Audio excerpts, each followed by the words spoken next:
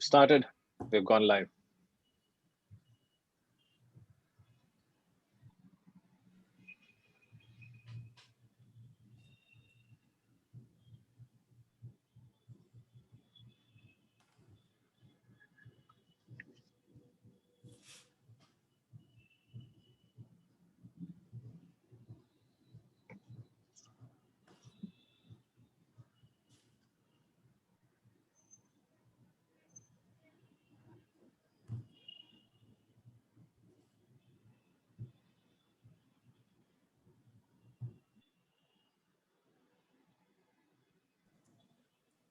Good afternoon, Sanjay. Good afternoon, all.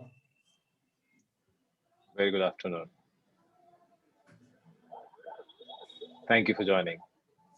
Welcome, sir. My pleasure. Lovely to see you. It's 1:58 and we have number of participants already who have joined in, and in the next 2 minutes or 3, we will start our program. Welcome to the Marsh webinar on renewable energy.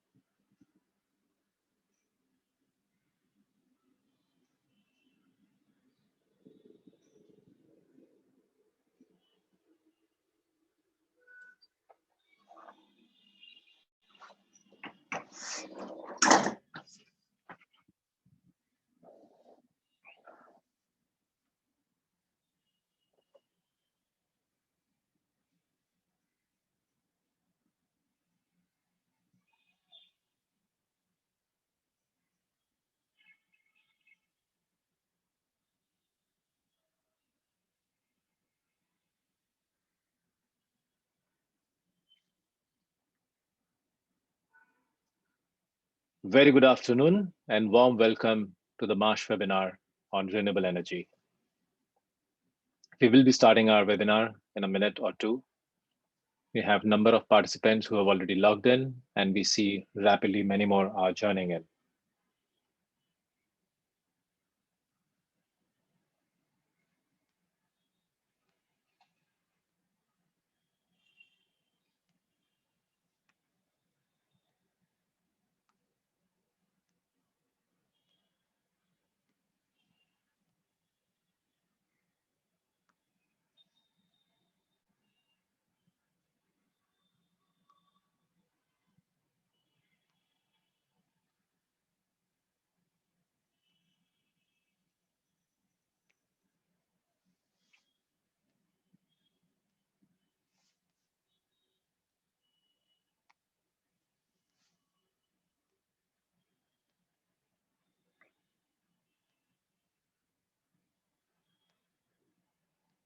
Friends, we will be starting our webinar in the next 60 seconds.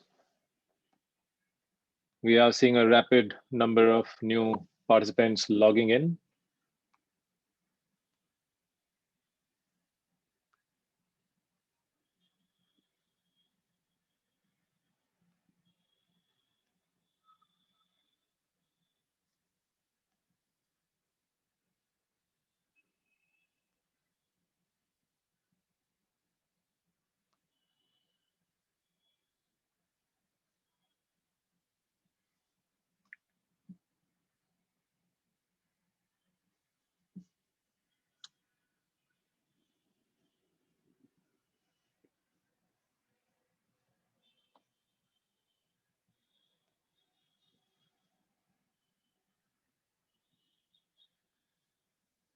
Great. Once again, a very warm welcome to all the participants who have logged in to the Marsh webinar on renewable energy.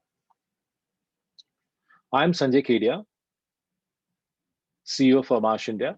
It gives me immense pleasure to welcome our international experts and our India technical team and leadership team on the renewable energy business for this webinar to share with you the best of risk and insurance solutions on this space. We all know renewable energy as an industry has a tremendous investment globally, and it is the future. It is something which is a very positive industry, as people say, we all know, and drives the ESG agenda for everyone. At Marsh & McLennan, we have a strong commitment to renewable, both in terms of how we conduct ourselves. We have made a commitment as Marsh & McLennan globally to go carbon neutral in 2021. And on the risk and insurance solutions, I wanted to share that there's a tremendous commitment across the globe, across our businesses, on this very, very promising, futuristic, and an industry which holds so much of promise for all of us. We have with us some of our leading experts sharing the risk issues and some of the very interesting solutions which are emerging, solving the challenges faced by this industry. We also discuss some of the India-related manner on how insurance market is conducting on price rise and the policy wording and related matters. And more importantly, we will have an open house where we will be listening to your queries, comments, and ideas. So with this, I hand over the moderator for today, Harsh Charger, who is focused on renewable energy from Marsh India. So Harsh, over to you to moderate the session for today. Thank you, Sanjay. Good afternoon, everyone. A very warm welcome. I'm Harsh Charger. I take care of the renewable energy industry for Marsh India. We'll quickly start the webinar now. Quick guidelines. All the lines for all the attendees is muted as of now, which can be opened only during Q&A. You may use the Q&A tab for asking all your questions throughout the webinar. And if in case you want to speak during the Q&A round, you may use the raise hand option. We will try and unmute your line. And all the unanswered questions which don't get answered at the Q&A also will be circulated later via emails. Thank you so much. And this is the quick flow. We have 4 sections which will be covered by our global renewable energy experts from Marsh, and starting with the advantages of early contract reviews, which will be taken care by Martin Beck, who is our offshore wind and Marsh renewable energy leader for Asia. Coming to alternate risk transfer solutions, weather parametric and performance warranty, that will be taken care by Benkin. He is the leader of alternate risk transfer solutions for Marsh APAC. Then we have risk finance optimization, that will be taken care by Ernest. He is the Marsh risk advisory leader for Asia. And then we have reinsurance backed solutions, that will be taken by Ankur Bhasin. He is the reinsurance placement leader for India. And then we have the Q&A round. These are our speakers for the day.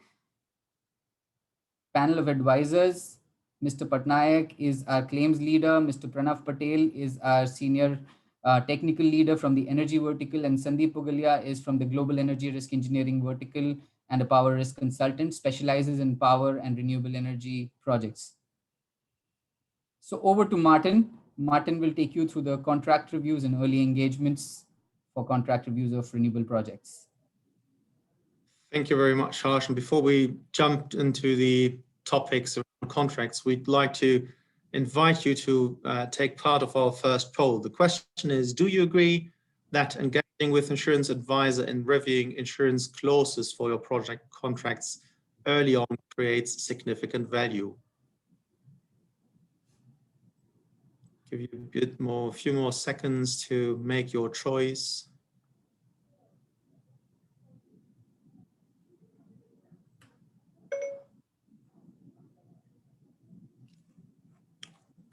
And here's the result. So more than 60% strongly agree that engaging with insurance advisors on contracts for the project makes absolute sense. And the remaining audience says at least they agree, which is the perfect result. And it's the perfect choice, because there is immediate relationship between both of them. And that's something we still see when we talk to our clients, is very often recognized at a late stage where things are agreed and fixed, and where it becomes very challenging for us to support the clients to make it a consistent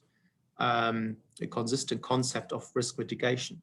The slide very much shows how we typically mitigate risk, right? You have your overall risk inventory, and after you've mitigated risk a bit or reduced risk by maybe technical means with spare parts and reliable, robust technology, you try to allocate risk by contracts. And then you have remaining risk where you may have a retention or an insurance deductible or whatsoever, and then you try to partially or wholly reinsure the remaining risk. And there's, as I said, a direct relation between the contracts and insurance. The commitments you make to your contractors, you want to insure them, or insurances the contractor have to take out, and everything has to fit together to make sure you have a heterogeneous, balanced, and, as I said, consistent risk mitigation concept. Very often, we see contracts being agreed without consulting an insurance advisor. And then either there are very important provisions missing in the insurance clauses, or there are commitments made where we are at the end a bit struggling to fulfill those commitments because what was agreed is not available, or at least not available at, let's say, commercial reasonable terms. So it's good to, as early as possible, ideally already when you sent out your ITTs, your invitations to tender for EPC contractors and OEMs, to involve an insurance advisor to look at your term sheets and to guide you through what is available, what's not available, what should you require from the contractors, and what they are able to require from your end. Harsh, next slide.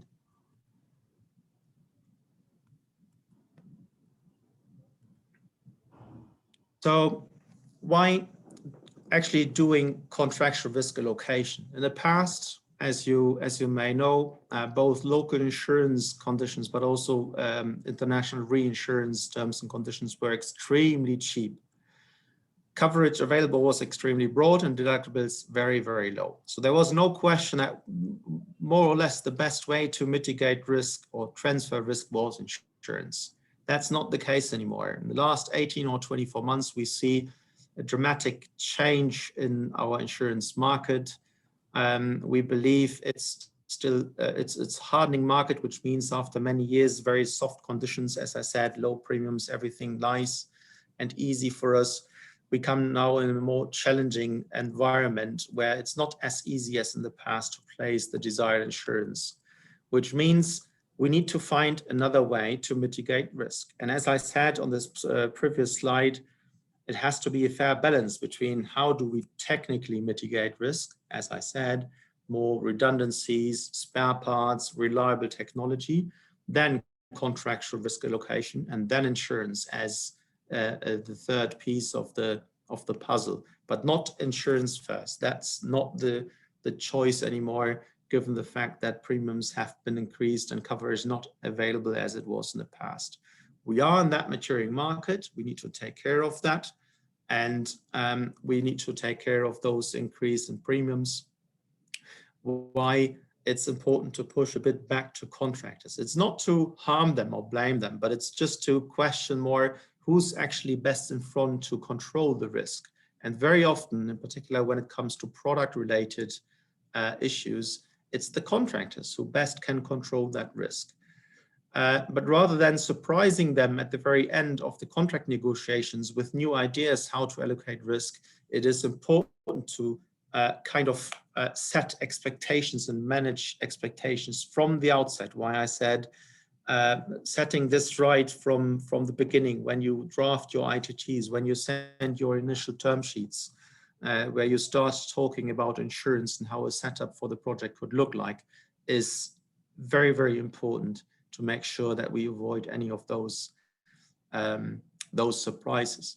And by pushing back a bit to contractors, and that's the last point here, we also emphasize them to be more engaged, right? If they are more at risk, they will typically work more diligent. They will typically deliver more proper, let's say, quality in their works and services, because they know, okay, if something goes wrong, I bear the risk of the failure or the defect or the damage or whatsoever. So what we see is in those projects where we allocated risk a bit more properly, the quality at the end is even better. We see less claims in insurance. We see less defects because they look more into QA, QC, and they look more into diligent project execution.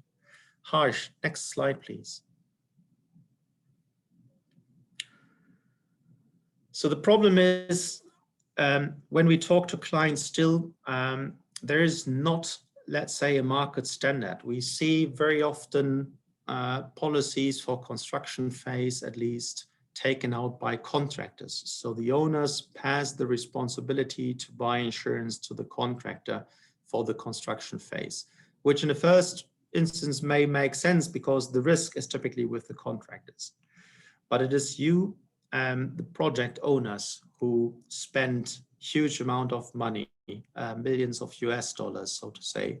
Why, in our view, it should be your interest to keep control, and buying insurance on the level of the owner means to keep control.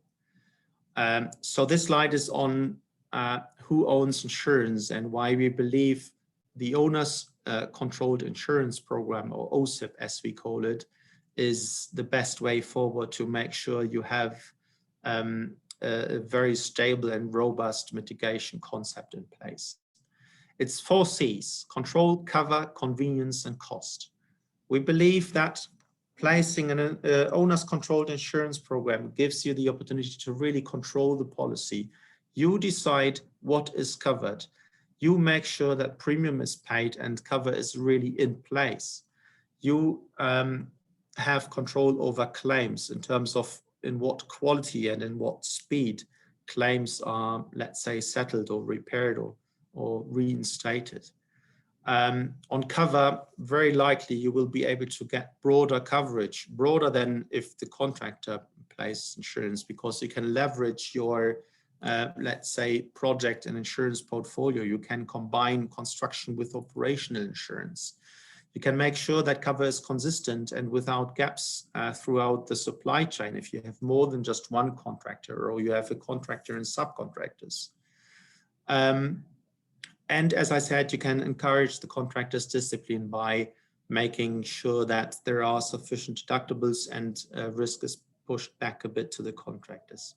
In terms of convenience, you avoid having several policies next to each other because contractors take out their insurance policies for their risk and for their scope of work only.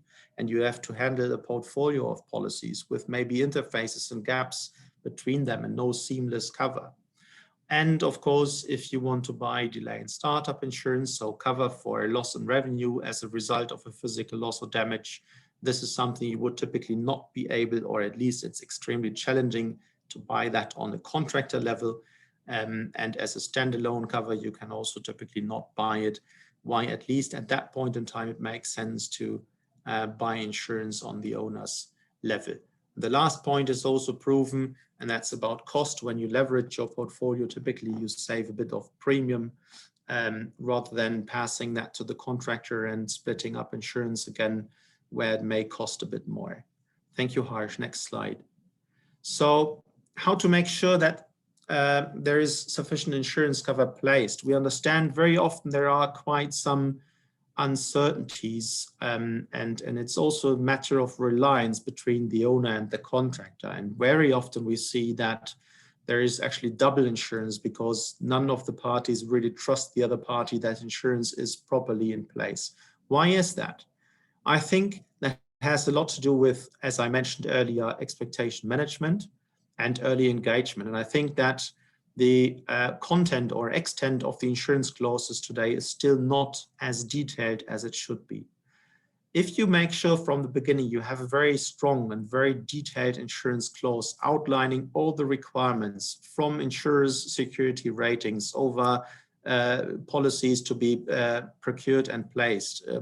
When do they need to start? When should they end? Maximum and minimum deductibles, waiver of subrogation, all those important things, they need to be in the contract or in the schedule or appendix to the contract. If that's not the case and there is lack of confidence, contractors procure proper insurance cover, we end up in buying double or triple insurance from different sides, and that doesn't make sense. It costs extra money. It reduces the capacity available in the market because insurers provide capacity from different angles, and that's something we need to avoid. So how to solve that? Involve an experienced insurance broker as soon as possible. We are not just broking insurance, we are advisors. We know what's available in the market. We know how and to place and by whom to place insurance best, and how to make sure that there is confidence created and to have a robust and efficient insurance concept. Make sure that insurance requirements are very detailed, as I just outlined. Typically, we have insurance schedules of 3, 4, or 5 pages. Those contracts have 150, 200 pages anyway, so another 5 pages doesn't really harm us. It's a bit more paper, but it gives much more clarity and certainty. It will prevent you from compliance issues working with an advisor who makes sure that you don't commit to anything that's not available in the insurance market afterwards, and that it's your risk if something goes wrong and you haven't provided the contractor with the cover you promised. And it will benefit both parties, because if both feel much more certain and confident, both are able to deliver, to concentrate actually on the job and to provide the other party with the results that are desired. And that's all about contractual risk allocation. Thank you very much. Thank you, Martin. So as we move to the next section, that is alternate risk transfers related to weather parametric solutions and performance warranty solutions by Ben, we would first start with a poll question. How often do you observe warranty clauses related to plant performances, plant output in renewable project contracts?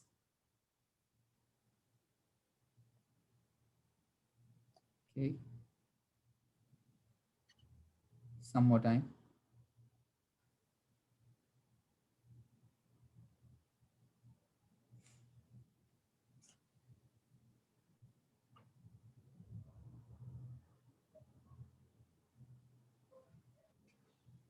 Great. So the response here is clear that 5% think that they never see these warranties in these clauses in their contracts. Other than that, there is a huge percentage which sees it always or very often. So as much as we all expected this answer, I think it is very relevant, because with the latest news that has been coming up with respect to the OEMs filing bankruptcy, the recent one was Sunergy, California on 21st January, Titan Industries, which is the parent company of ET Solar, which filed a bankruptcy on December 2020, LDK in 2015. These all have led to a lot of, I would say, uncertainty for project owners. And that's where, insurance solutions like warranty solutions, or be it weather parametric solutions, become very important. And Ben will touch upon these topics. So Ben, over to you. Thank you, Harsha. Good afternoon, everyone. So I'm here to cover alternative risk transfer products. The name is a kind of a mouthful, but it's really to distinguish the traditional insurance products versus these non-traditional insurance products, and the very much the important distinction around these products are that they are actually addressing less catastrophic risks in nature. So when we typically think about traditional insurance, it's things that catches on fire, right? It's things that get flooded. It's things that get sued.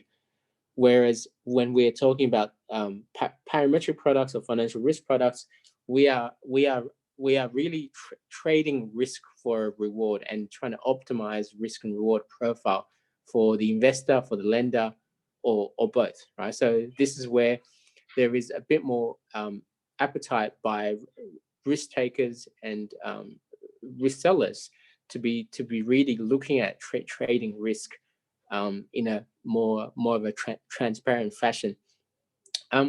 These products have been around for decades. Historically, they've been very complex and very convoluted and highly regulated as financial derivatives.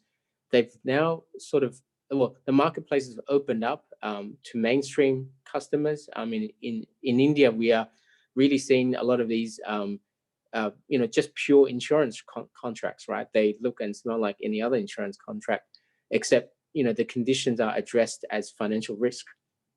So a couple of common features about these products. I mean, there's a variety of these products for different reasons, but the common features that we see is generally they do not need a loss adjuster or property damage requirement, right? So things do not need to get damaged before you claim cover. And generally, we're talking about loss of revenue or yield cover. And there's, of course, when we're talking about module replacement cover, it's pretty much financial backstop against the OEM cover in a way. And generally the tenure of cover can be much more than a year. We're talking about maybe 3 years or up to 10, 15 years. I mean, in some cases of module warranties, they have to back a 25-year warranty. All right, so much longer term, much longer tenures are available under these banner.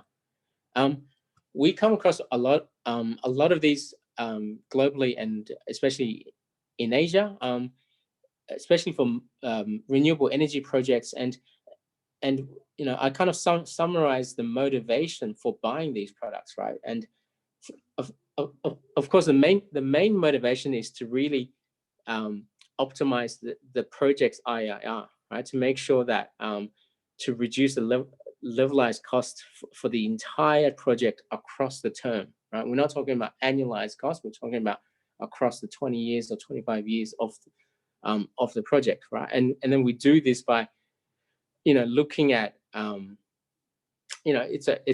it becomes a cost hedge for the developer, right? So it could be from a lender's point of view, where in order to achieve bankability with a particular lender, right? The lender's requirement is to have these solutions in place, in particular for the module warranties. But also, I mean, we're starting to see a lot of project financing lenders look to lack of wind and lack of sun products, looking at the weather hedges.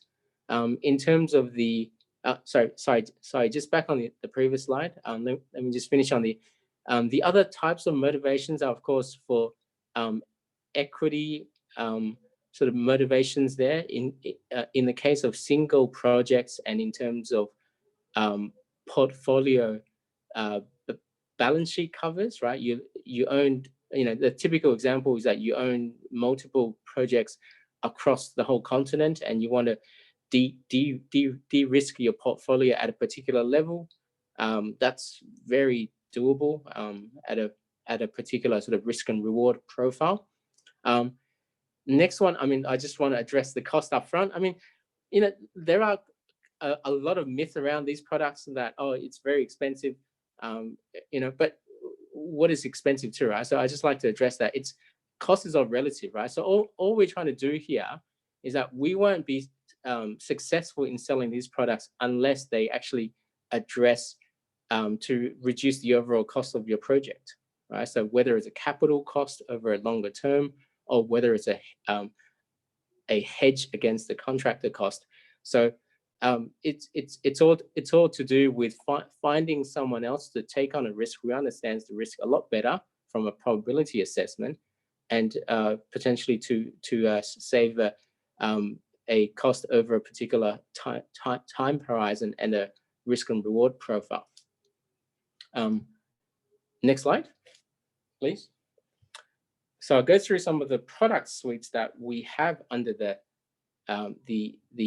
renewable energy project banner. The most popular ones are probably the first three, I'd say. we see a lot of take up in US and Europe and Australia markets, and we're starting to see take up in the Asian markets because naturally the pace of the Asian market and the lenders are catching up to the other markets. But we're talking about lack of wind and lack of sun, where the pure resource cover, right? It's when the wind doesn't blow, there is some kind of insurance top up for those types of instances. I'll go through a specific example on the next slide. I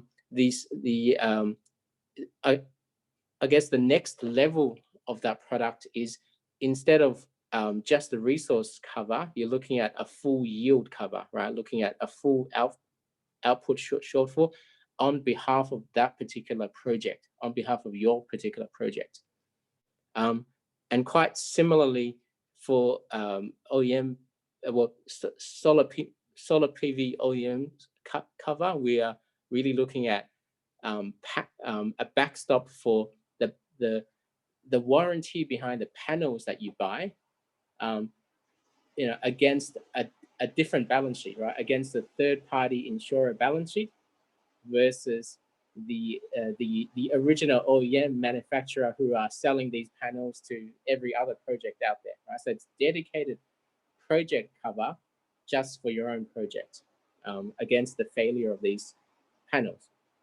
And extending that concept further outside of solar PVs, there are, naturally other technologies that come up, like your battery ESS is probably the next up technology. So again, similar idea is having the third party insurance come in as a backstop against these technologies that may or may not have been tested in a real commercial sense. All right, so it improves bankability, and it, of course, it enhances the IRR of the overall project.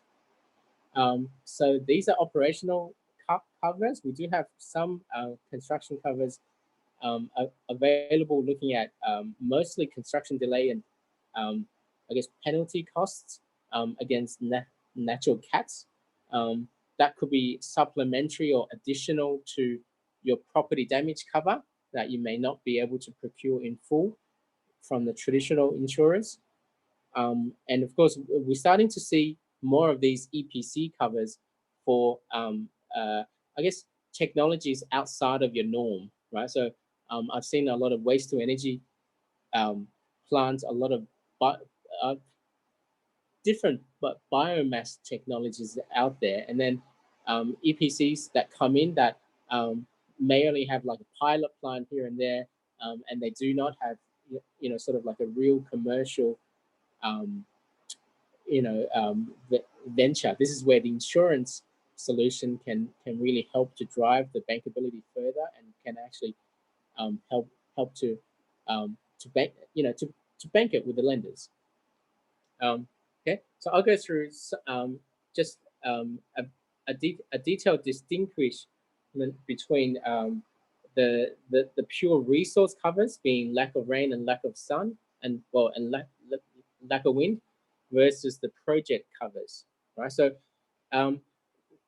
in terms of what they actually cover, right, these two both groups of products, they cover loss of revenue to the project, right?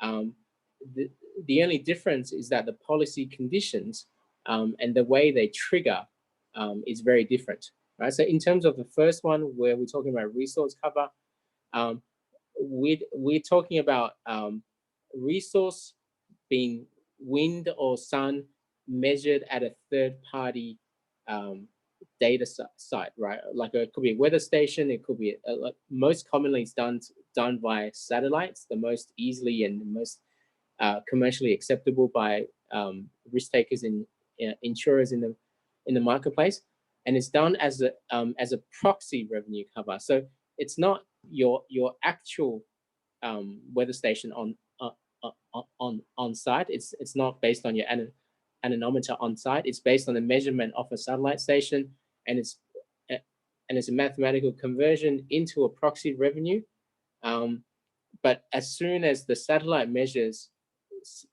sunlight irradiation drops or wind drops across a predefined parameter, they'll be covered against that lack of revenue component. The lenders like it because you can clearly define where they set capital against. So typically it's like a P90 hedge where the lenders can say, well, okay, we can, if you buy this P90 hedge, we can alleviate capital at that end. So we'll be able to give you a better IRR, or we'll be able to, to actually give you the covenant, as an enhanced product. So that's one sure way that we see across a lot of projects in Southeast Asia sort of taking up interest in this with the lenders. And they're available 3 years, 5 years, 10 years, typically within the risky period of the loan, right? So we're not talking about the full maturity period. We're talking about only, only the period where the interest repayments are probably the most risky. So that's what I call a tier 1 product. The next column is a tier 2 product, where we look at, okay, rather than the key contributions to risk on a single project, right? We're not just talking about resource. We're talking about performance failures, technology failures on a turbine. You could have the turbine plus all the associated equipment that go with it. You could have O&M issues that go with it. If you think about like a maintenance schedule for solar panels, if you don't adhere to that, or if you do, but you happen to hit a muddy sort of a quarter, right, from rain and flood, that the panels are not well cleaned, right? So you're gonna run into some sort of a underperformance issue that's not budgeted for, and it's going to be a surprise hit. We see these 3 big risk contributors as one of these project shortfall covers. So it's like a package cover in a way. So we see a couple of risk takers do these package covers. We haven't seen a lot of take up in these because, to be honest, they're quite expensive, and people just get by with minimum sort of resource cover if the lenders are acceptable to it. But we do see inquiries on that, and we do see limited take ups for specific circumstances. But it's there if people need it. The next one, which is quite popular also, is the OEM cover. Next slide, please. Well, okay, I'll go. I won't go through that. I'll go through the next product. So this is by far one of the most popular products across in most developed sort of nations looking at renewable energy projects, especially in solar PV. This is where, if you think about the concentration risk within procurement of panels, right? They're all procured, they're all manufactured and procured from the one continent, one country even, right? Most of these solar panels are manufactured and installed and assembled in China. They're all, they're all sort of named as tier 1 suppliers, and as a everyday buyer, you don't really know the difference until you really go and see the parts, and you have to inspect the batches, and you have to look at inputs, right? So this is where a third-party insurance capital really comes in handy and really enhances the bankability of your project, right? So the insurance will come in as a backstop against the warranty that you already get from the panels. And if you think about it, the warranty against your panels, it's probably, I would say, as best as their worst quality panel, right? Because it's all, once you run into a serial defect issue with one supplier, what's going to happen, right? Because a serial defect occurs over many projects. and its future revenue goes down, and then the next few years you just see it going bankrupt. And then when you actually need it, when you actually need to present the warranty certificate, that manufacturer is not there anymore, right? So Harsha gave a couple of examples at the beginning of the webinar to address this particular issue. So if you think about it, the product failure and the bankruptcy of the supplier is actually very correlated with each other, right? So this is where there's a lot of attention on this topic, and this is where we can attract a lot of insurer capital here as a ring fence capital against your project. And probably as a concluding statement on that slide is that similar type of performance top-ups are available for batteries and biomass and waste to energy technologies. Yeah. So a bit about the practice that we run here. So we do about $3 billion worth of notional value globally. We do $1 billion over here in Asia and across Australia for a number of these indices, right? So we could be talking about pure weather, which includes rain, wind, temperature, and catastrophes. And there's various other indices that we look at. And we have access to a panel of risk takers that some are brand name insurers and global insurers and reinsurers in the marketplace. And there's also some hedge funds that would also offer insurance solutions.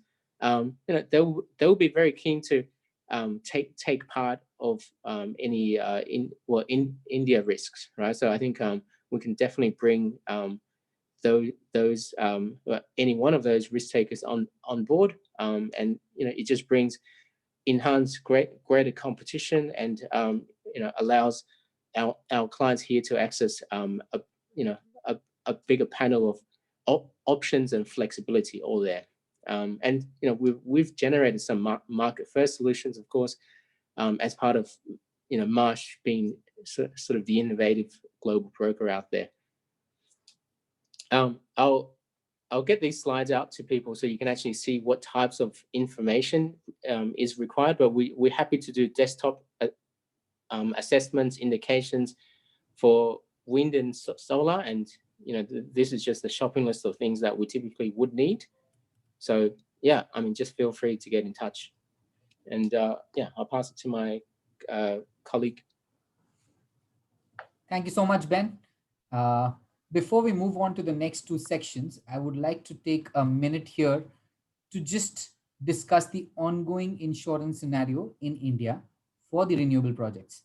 Now, on 1st Jan 2020, as per the latest circular of Insurance Information Bureau of India, renewable power project occupancies were also hit by a minimum rate increase for Flexa, which overall impacted the rate by almost 200% for property damage and business interruption covers. Even the MBD and MLOP rates were brought up to a minimum levels, because of which the overall pricing of insurance has been adversely affected.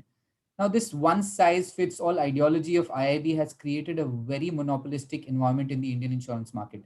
There's no consideration basis in insured's risk management philosophy, or loss history, or PML, or balance sheet capability, or even basis quality of assets.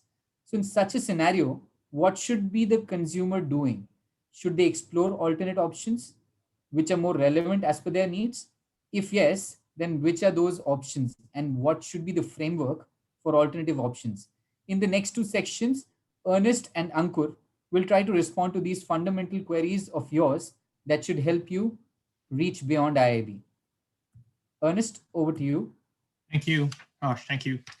So in the next 10 minutes, I want to introduce what we call risk financing optimization, or RFO for short. And I'll do this from the lens of renewable energy in the Indian context. I also want to emphasize that rather than see this as a separate piece of work, this is very much a key part in the broking and the placement process, as well as the longer term strategy alongside any corporate goals and broader enterprise risk management services that companies should be undertaking. So on slide 1, an RFO, in very basic terms, is primarily intended to provide a quantified decision-making support that insurance managers need that goes beyond just the forthcoming renewal. And as we have heard, given the changing nature of the energy transition itself, corporate-wide RFO exercises can be used to provide a level of quantification to ERM and longer-term goals that that will also consider things as non-insurable risk, corporate risk appetite, corporate risk tolerance against a key financial metrics.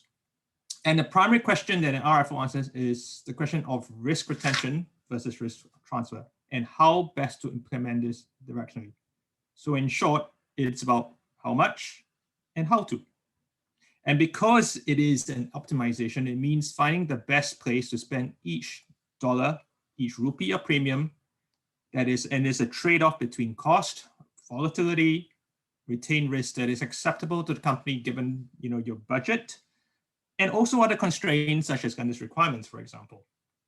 So while I won't go through all these objectives on the slides, in this you can read it for yourself. Representing the most optimal trade-offs, the most common question we get asked these days, given the general market conditions, the hardening trend, right? And we saw the examples that Harsh just took us through a minute ago, right? Is what is the impact of increased deductibles? What's the impact of increased retentions? How much adequacy is enough for me, right? These are the questions that an RFO seeks to answer. And for non-regulated assets such as renewables in the insurance context, this will be an extremely valuable exercise to do, particularly on a question where, for example, where full value coverage is unlikely to be available in external markets.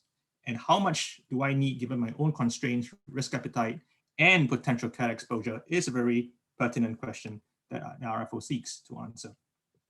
All right, next slide, please, Harsh. So what exactly are we then optimizing?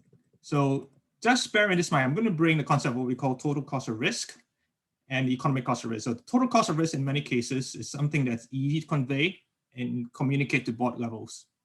The total cost of risk simply is the expected financial cost of bearing a company's risk in respect of its insurable risks. It's done across different insurance structures. In simple terms, it's a long-term average of the losses that you would retain for your own account plus the annual cost of insurance premium. So it is clear that this cost will actually vary according to market conditions and renewal, as well as other factors such as loss experience, total exposure, PMLs. And the goal of many companies, given the market conditions we are seeing these days, is to minimize the total cost of risk.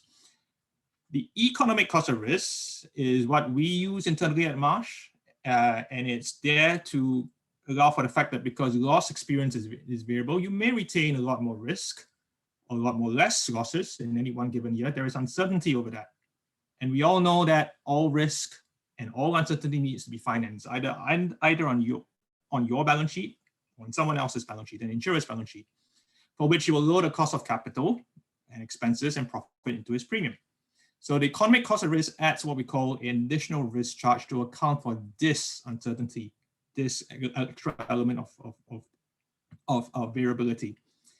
And here we have internal methods to calculate the downside loss. You can pick any sort of metric, say in a 100-year scenario, and we multiply that by what we call a suitable cost of capital charge that reflects a cost of raising external financing should an outsized loss would happen. So there are many metrics. These are not the only metrics that one can optimize such an exercise to. It's a very flexible platform that can make use of companies' internal KRIs, KPIs to do this, right? But I want to put this kind of concept out there for everyone to consider. Next slide, please. So if we look at the challenges facing in the Indian market with respect to energy assets, this is where the RFO can help, right? So the market structure for non-renewable power generation is largely rigid. There's not much you can do in terms of differentiated pricing, alternative risk, alternative deductibles. The renewable space where this flexibility exists. So the RFO actually can combine both renewable and non-renewable assets, which provides a holistic view of companies consider. Both renewable and non-renewable assets may or may not be insured under the same program. It doesn't matter, right? And even if it's not possible to see how to change the way insurance is bought for non-renewables, this exercise will still give you an idea of what sort of retentions and what sort of limits you might need, right? It's a insight to your own portfolio and your own risks, right? Outside, if you had the freedom outside the confines of the current structure that you have in place. Now, all this is underpinned by what we call a risk appetite or risk tolerance analysis, which really sets the reference point for a company's risk-taking ability. Now, while this can be done on the desktop format using publicly available information, right? We can also do something called a deep dive exercise, where the senior management, key stakeholders, the most important decision makers, right, sit around and we discuss, so what sort of risk strategy, what sort of risk tolerance is suitable in pursuit of a company's corporate strategy over the next 1 year, 3 year, and 5 years. The next issue here is one slide back, gosh. The next issue is natural hazards is very much, right, a needed area of loss quantification here. And we would strongly advocate using what we call natural catastrophe models, right? Especially for earthquake, alongside any risk engineering, risk survey reports that are already, that is already being done. And while this is primarily used for limit setting, it will also provide an idea of what we call potential risk accumulation, right? Particularly if the assets concentrated in high risk areas, and particularly, in where asset values and locations and numbers of these assets are expected to increase over time, particularly with renewables. And to do this, Marsh uses what we call established vendor models. They're called AR and RMS. They have been around the industry for a long time. And anything else that we can use to supplement with our own analysis. And suffice to say, these models have the benefits of the latest seismic and meteorological science to infer on peak risks faced by companies. And we touched, so coming to my third point here, so on the third box here in blue here, we touched on the issue of full limits. And in addition, I would like to add that, we can thus not only look at different structures that differentiate between asset type, different types of risks, so between PD, between BI and DSU as well, but also different placement options using combination of different local international carriers, including reinsurance options, which Anka will talk about shortly. And it is entirely possible to include mixed placement strategies, including some of the ART type structures which Ben had talked about, right? It gives you a what-if analysis, right? And some early insight to identify coverage gaps, when should you choose to go down this route. And finally, this analysis, as I reiterated, is really to support companies' overall risk management and can be used beyond just a 12-month horizon period. I spoke of the direct application making consistent use with internal ERM framework, but equally important, we are aware that carrier relationships do matter a lot in this market. So I wanted to say it's not just a purely quantitative and technical exercise. It takes into account market conditions. To whatever extent possible, we use market pricing in our analysis to make the kind of findings as well as recommendations as realistic as we can. Right. Next slide, Harsh. So the next 4 slides, I'm going to go into an interest. I'm going to go through this quite quickly, but it gives you some of the insights and trends around NatCat from both an international and local Indian context.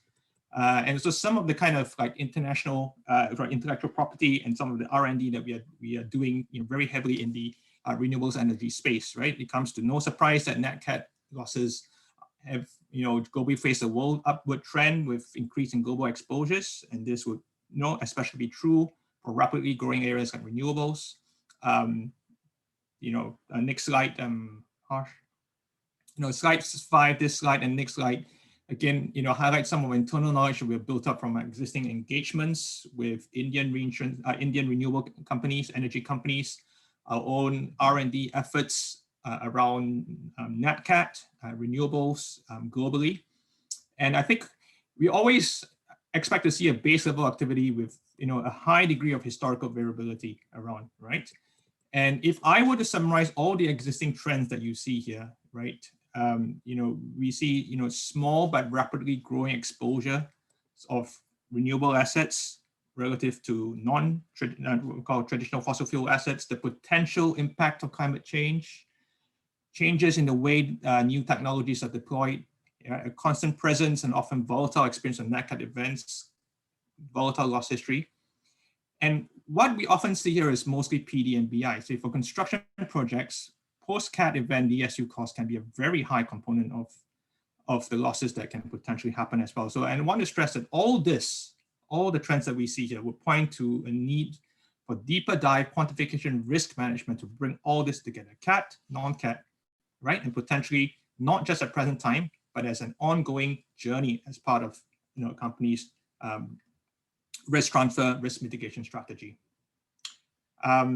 This slide here, is a bit of an interesting snippet. We did some what we call claims analysis on offshore wind, and while offshore wind isn't exactly that big in India, it actually shows a real global trend here. And some of the takeaways you can see the kind of trends, increasing claim trends around as exposures have increased, and also in fact that the large majority of offshore wind projects have what we call an issue with the cables, right? It's almost always a claim factor in all the claim histories that we have seen. And this is kind of an interesting insight, which actually lends towards, how do we manage and mitigate the risk at a physical level.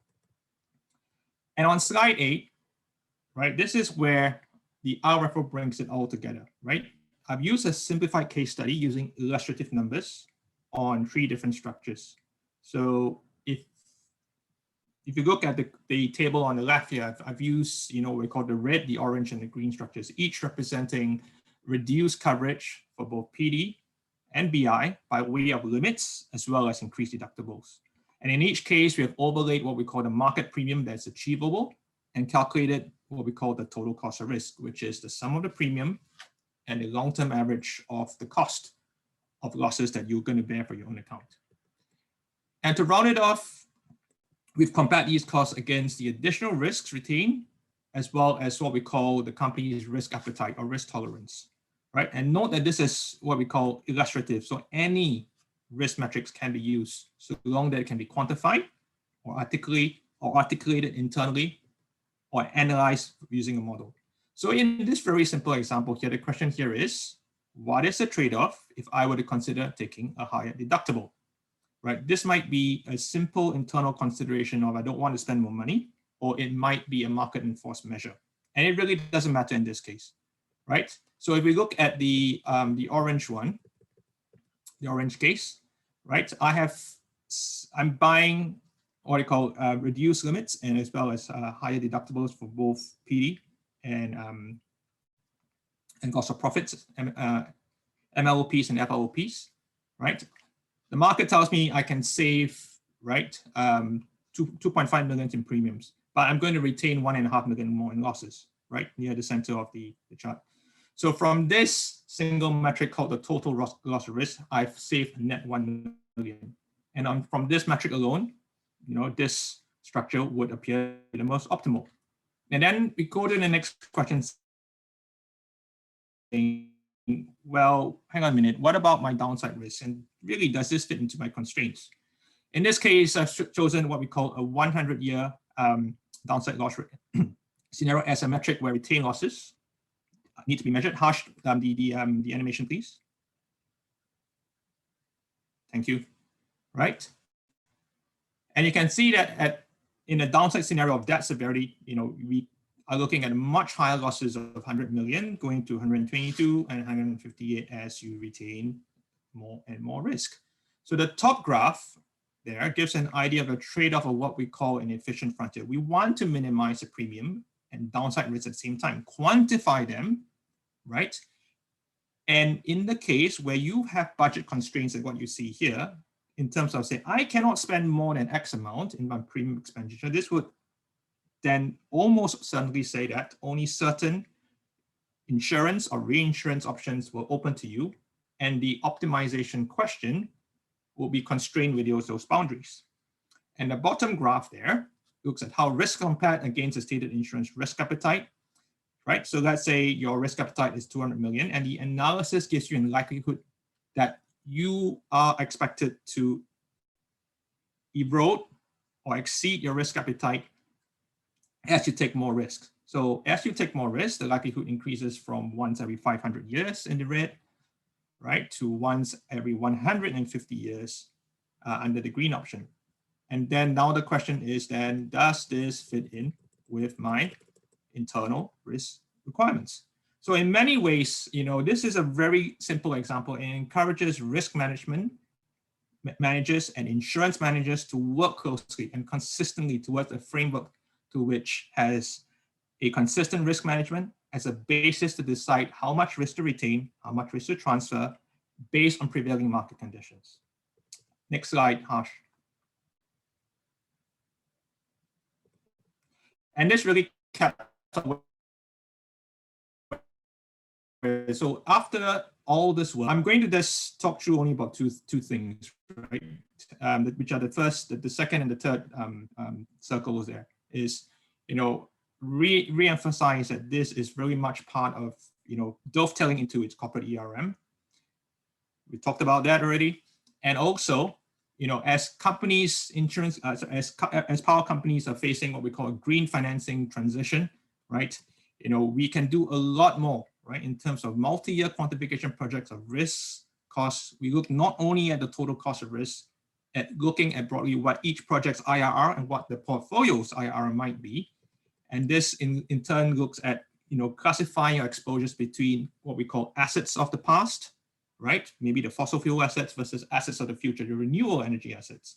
And to segment these assets to have different treatments in the way you manage those risks, mitigate and transfer those risks. It will include things as well as development and construction plans, O&M schedules, so that the cost elements get captured into the analysis as well. So with that, I think I've said quite a bit, Harsh, and that would actually end my segment and on to reinsurance. Thank you, Ernest. Now I hand over to Ankur to take you through the reinsurance solutions available for renewable energy industry in India. Thanks, Ernest, for explaining RFO in a layman's language. If I have to summarize, there are analytical solutions available in Marsh which can help our clients to decide the risk retention and what all they need to buy and for what all covers they need to pay. RFO is a very important tool in the IIB structure because we are operating in an environment where renewable industry is going through a tough phase. We're talking of an industry which is operating in a fiercely competitive scenario, an industry which has a social commitment, thin margins, and they never anticipated this high premium increase. So with this all background, I would request Harsh to come up with the next poll question, please. Do you agree that an alternate solution is required to counter ongoing IIB rates?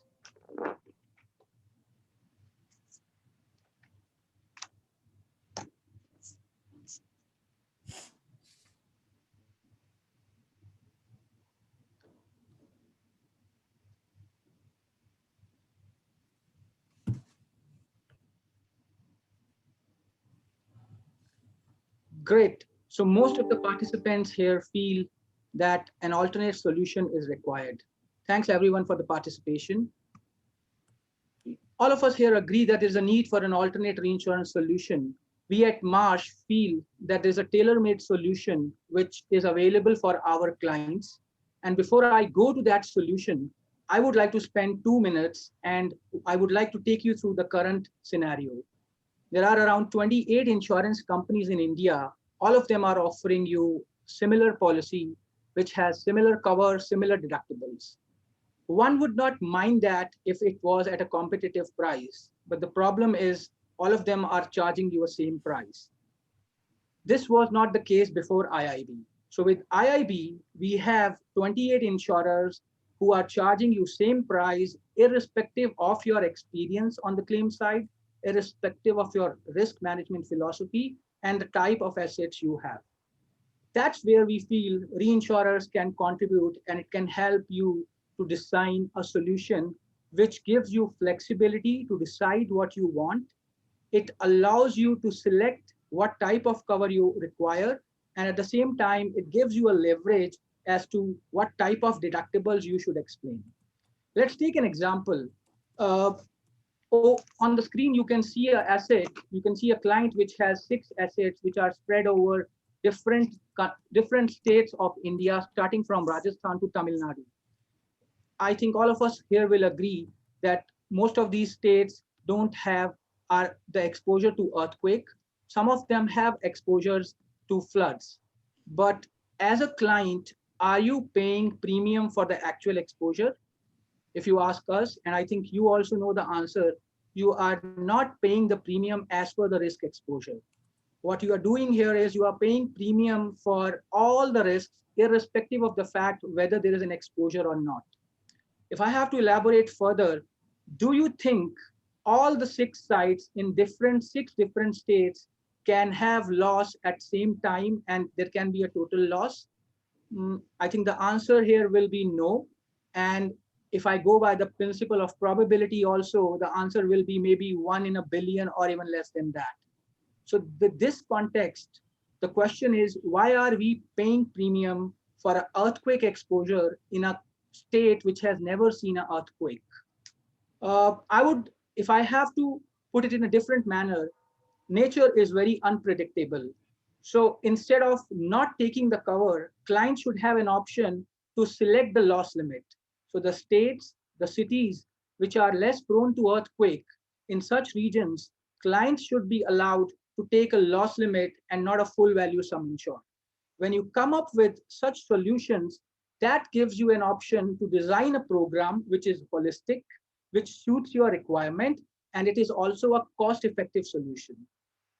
This takes us to our next poll question. Harsh, can you please help us with the poll question?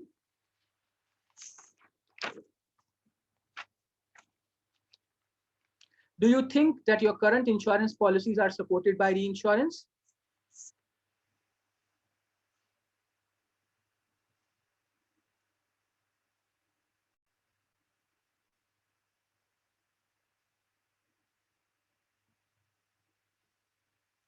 Thank you, everyone. The answer is all the policies which are placed in India are supported by the reinsurance. Harsh, can we move to the next slide? In the current reinsurance structure, the insurance companies in India have tie-up with reinsurers. We call them as preferred reinsurers. They come up with a contractual arrangement on an annual basis wherein all the premium paid by the clients are ceded to these reinsurance companies, and they have a fixed setup of the reinsurance coverage. Now, the problem with this setup is the clients don't have the opportunity to design the coverage. So this is something very similar to IIB, where clients are not allowed to design their cover. Rather, they have to buy what reinsurance companies or insurance companies are offering them. Another important point here is that while a policy holder has a contract with a direct insurer has a contract with reinsurer. So in this setup, policyholders are not in touch with reinsurers and they are directly dealing with direct insurers for settlement of their claims and the policy servicing. So these are 2 separate contracts. In order to overcome IIB pricing, we would like to market your risk to international reinsurers who have strong financial backing and who have experience to manage risks like yours. If I have to do that, I need to go to the international markets and I will have to market the risk as per your appetite. Harsh, can we move to the next slide? Now, many clients will have a question here. Is the reinsurance solution viable? What will happen to the premiums? Will my claims be settled, or am I the only person who's going out and buying this solution? The slide here displays various segments which have been traditionally reinsured on standalone basis from the reinsurers and not from the tailor-made. These are reinsured with the tailor-made reinsurance program and not the structured reinsurance programs. All the clients, I would say the renewable clients who are present here, the terrorism policies which you have for your portfolio, all these terrorism policies are tailor-made policies reinsured with international reinsurers. Similarly, industries like oil and gas, the clients who have interest abroad, and specialty products like DSU, all these products have been reinsured, and these are tailor-made solutions which are there from last 50 years. Moving to the next slide. Post introduction of the IIB, we have seen many new industries have also moved to tailor-made reinsurance solutions. Some of the examples here are airport, pipelines, renewable energy client, pharma industry, and roads. So these are the industries which have opted for tailor-made solutions after the IIB was introduced. I think this is again a very important slide. Many a time as a client, we are worried about the settlement of our claims. So we have listed down some examples here. These are the claims which have been settled under the tailor-made insurance programs. And let me tell you, the reinsurance companies with whom we are dealing on your behalf are the reinsurance companies who are serious companies into this business, more than 100-year-old, and they have a history of settling the claims. So the fear that whether my claim will be settled or not gets taken care because we are dealing with reinsurers who have strong backing and who have a history of settling your claims. Next slide, please. If I have to summarize on an overall basis, a tailor-made reinsurance program provides flexibility to client. You are actually buying what you want to buy and you are not being sold what the insurance company wants to sell you. There are players who are there for long-term engagement. Clients are given no claim bonuses and long-term benefits if you get into a long-term contract. We know so many clients in various segments who have these long-term contracts with reinsurers, and year on a year, they have seen savings in the program. And at the last, we are again, I would like to reiterate, we are working with companies who have very strong financial strength, companies who have ratings given by S&P and AM Best, and these are markets who have ratings above A minus, which is the financial rating. Next slide, please.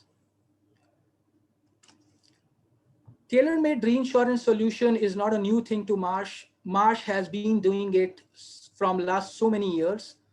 I would say with introduction of IIB, it has become more relevant in the Indian sphere. Otherwise, internationally, everywhere else, tailor-made solutions are being offered to the clients.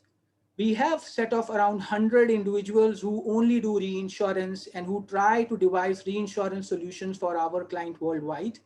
And when we go out and market your risk, we are going to approach around 30 to 40 reinsurers, and we are trying to market your risk and see that we bring up the best economic value for your proposal. Next slide, please. I have also listed here some of the proposals on which we have worked, and we had generated the terms which were alternate terms to IIB. Again, this whole activity of developing terms is a process wherein we need support from clients. I would say there's a regular engagement, direct engagement, and exhaustive engagement through which we have been able to develop these terms for our clients and prospects. And this is how we see we can challenge the IIB. Thank you, Harsh. Thank you so much, Ankur. So I think we all have spoken towards how an insured should have complete choice of structuring their own solutions. And I would like to leave you with 4 strong pillars. One, assess your insurance requirements and the kind of risk tolerance levels that you should have. We at Marsh can help you review your contracts to know your insurance requirements and also help you with exercises like RFO that can come to arrive at the right risk tolerance levels. Second, structure your insurance requirements as per your organization's risk management philosophy. We can absolutely be available for structuring these coverages as per your organization's RM philosophy, and we can do it with you, along with you. Third, market your risk. We need to reach out to the right insurance markets for the right level of coverages and the right level of retention limits, and most importantly, the right cost. With the Marsh's presence in more than 130 countries, we can reach out to the best of the global insurance hubs that can help you provide the kind of coverages that you require at the right cost. Last but not the least is coverage, which should be more industry specific, developed as per the criticalities of the industry. And Marsh has been pioneer in, in renewable energy industry.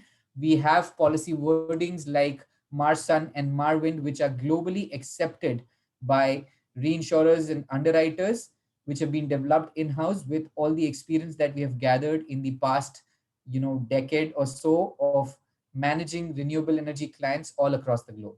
So thank you so much. Now the lines are open for question and answer. Anyone who would have any of the questions, you can either post it on the Q&A tab, or you can also raise your hand and we will unmute the lines. I think we still have another question. Ankur is best in place to answer. What are the restrictions from GIC or IRDA if we go out from IIB structure and direct reinsurance market? Compliance issues? Hi, Puneet. To answer your question in one word, there are no such restrictions. We have already designed solutions for client which are non-IIB, and that is not only for renewable clients. There are a lot of other segments where such solutions have been designed.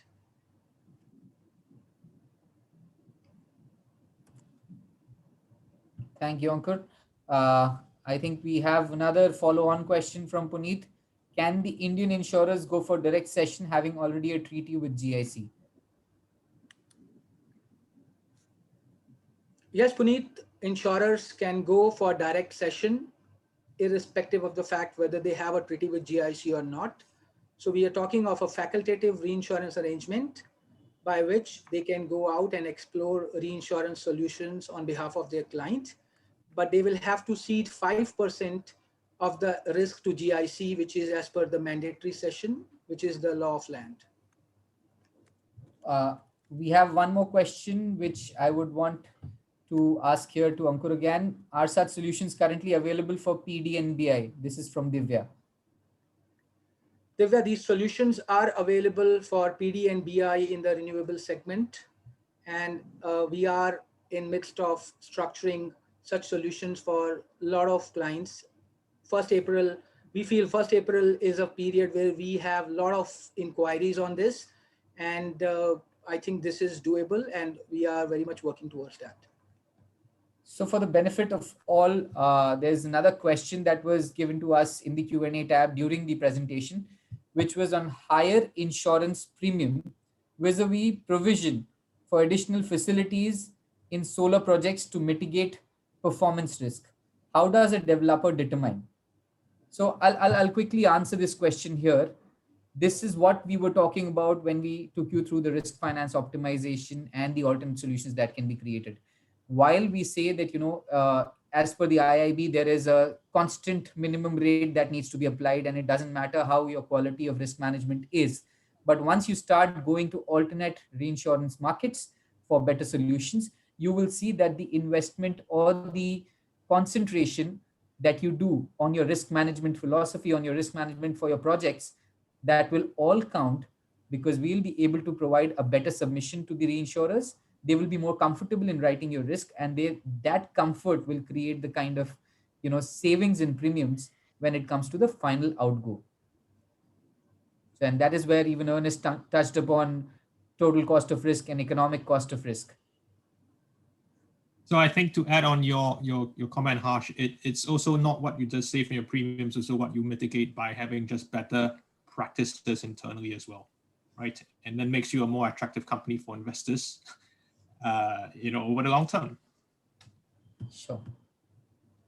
Yeah, I'd just like to add to what Harsh and Ernest said. So Subhendu, your question was more to do with performance, but actually, what the insurers will be looking at is loss prevention.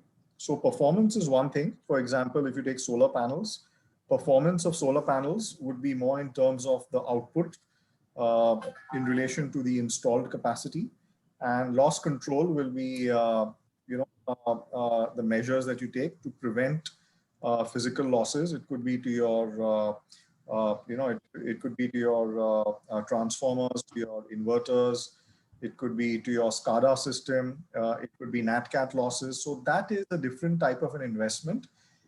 And, certainly, this is something that is very material when arriving at the premium calculation.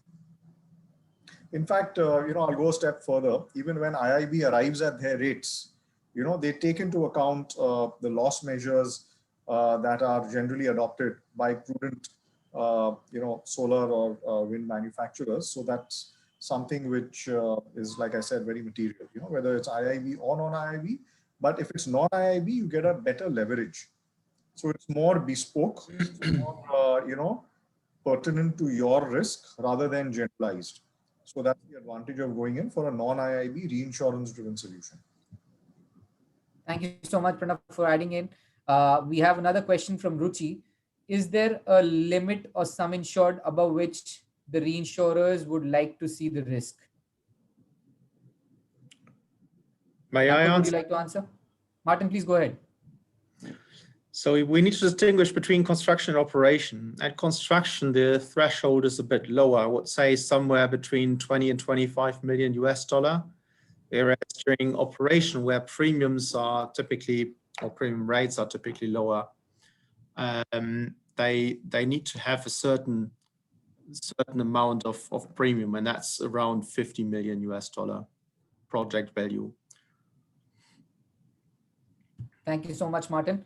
It's not necessarily a single project. If we have a little portfolio of 50 million, and that's not 30 different locations, so a decent amount per location, and total about 50 million, that may be enough to start engaging with international reinsurance markets.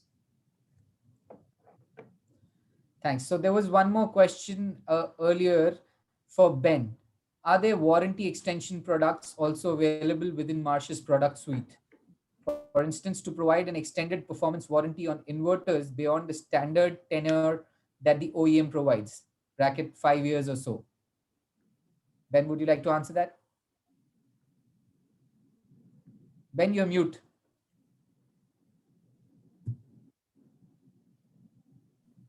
Sorry about that. Yeah. So the answer is somewhat yes, and in some cases no. It depends on that particular situation, the size of the project, the brand and the manufacturer in question. Yeah. So we need to see the scenario, or the live scenario, if you like, to make a real judgment call whether that will be palatable to risk takers in the marketplace. Ben, can an EPC contractor buy output shortfall or energy shortfall insurance or performance guarantee cover? Yeah, I answered that one. Yeah, absolutely. Yes. I mean, I actually placed cover for a few EPC contractors. There was a few high profile ones that actually went bankrupt in Australia. So because of that. So I think if you think about cover for a project, is to cover the loss of revenue, right? But actually for EPC contractors is to cover the LDs that might hit, right? So I think it's horses for courses. You can tailor make cover to whatever you actually require, because that's your out of pocket expenses really. Thank you, Ben. So I would request, if any of the attendees today want to ask a question right now, you may raise hand and we can unmute your line. And in the interest of time, as we have overshot by 5 minutes already, please hurry up so that we can take another 5 minutes and then wrap up. I have a question from Naveen. Are there products in reinsurance which cover the negligence of manufacturer? Martin, would you like to answer that? Or Ben, would you like to answer that?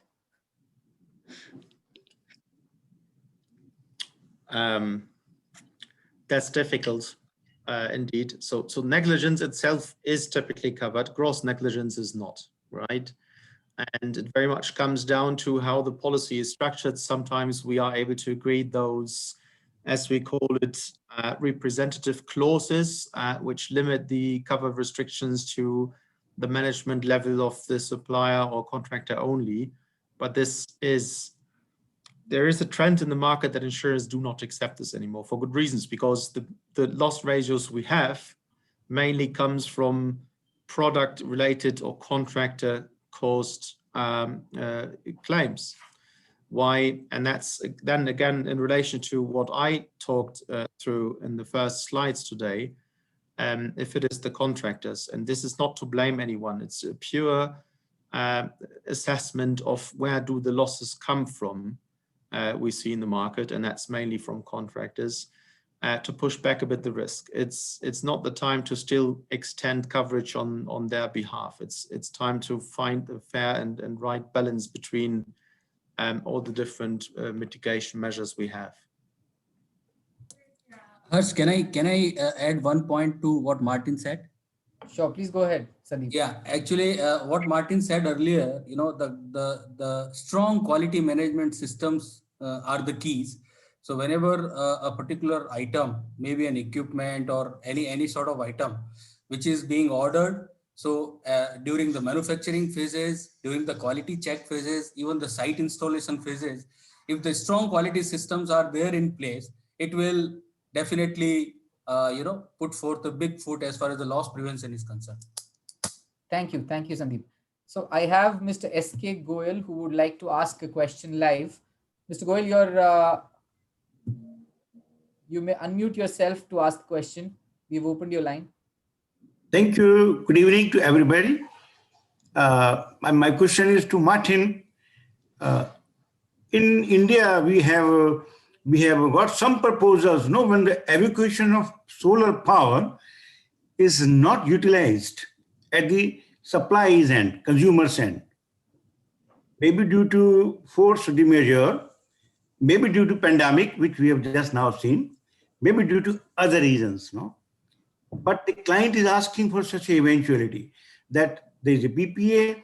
Until 3 months, they can offload the power on the government or under PPA agreement.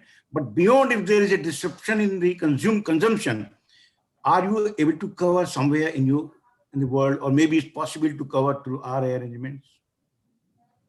Non-PD. One of the most asked questions for some reasons, I don't know, in the last 12 months, can we cover non-damage BI as a result of pandemics? Very good question. And for some reasons, you will understand markets are at the moment a bit hesitant, if not reluctant, to provide such coverages. I wouldn't say they are not available. It's just challenging, right? Because the entire market is very much concerned. Lots of the policies, because something like a pandemic for all of us was not imaginable or believable, while lots of policies were a bit uncertain on that topic, and some of the insurers were sued because clients were able to claim under the policies, and the markets have suffered quite a lot globally. I think at the moment more than $2 billion or something like that, so quite significant amounts. Martin, yeah. I think the only product I'm aware about that covers pandemics definitively in its wordings is a Lloyd's product that I think is meant to cover SMEs based on loss. Yes. I think that's the only one. I do not know of any others that are out there. Yeah, that's what I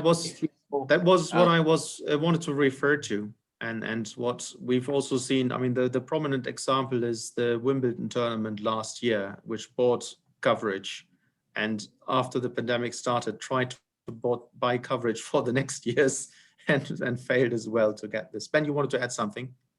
Yeah, actually, there's actually a few more providers that are popping up because of COVID. But of course, they're not offering cover for COVID, but for the next pandemic, and they are non-damage based. So there's a few options for conditions and triggers, but they're mostly based on some kind of a WHO statistic, like so cases or fatalities. And there's one for FIAC, which is a local civil authority lockdown, right? So as soon as the government, the nominated civil authority, being government or state government or federal government or of whatever you nominate, announces a lockdown, and the duration of that lockdown will determine the size of your payout. So it's not really renewable energy focused, but it's kind of generic across all industries if you have that sort of exposure. Thank you. Thank you. Thank you. I see that we are already at 3:27, and there are a few questions which are pending. If we want, we can take one last question, which is from Mr. Devendra Dave, which is asking that are there policies available in India for any non-damage generation losses, basically. So as we all discussed, there are various scenarios where non-damage business interruption can be covered. And in case of renewable projects, it becomes generation loss. What we saw in Ben's presentation related to module warranties or generation loss because of defective modules or defective overall project performance, that is one area where generation losses can be covered through a non-damage. And then there are various other areas where we can look at consequential non-damage BI getting covered. But if we are talking about pandemics, we've already answered that, and I hope this throws some light. On this note, I think we should be good to wrap up. Thank you so much, everyone, for staying with us till the end of this session. I see that we still have more than 80 participants with us, and I hope the session was good enough and got some insights for all of you. We are happy to take all your queries that would be there on our email IDs, and you can send us an email. We will try to respond back as soon as possible. You can connect with your client executives, and they can in turn connect with us. I'm Harsh Chajer, who takes care of the renewable energy industry practice here in India. And all the panelists over here are available for any kind of technical queries that you may have. Thank you so much once again.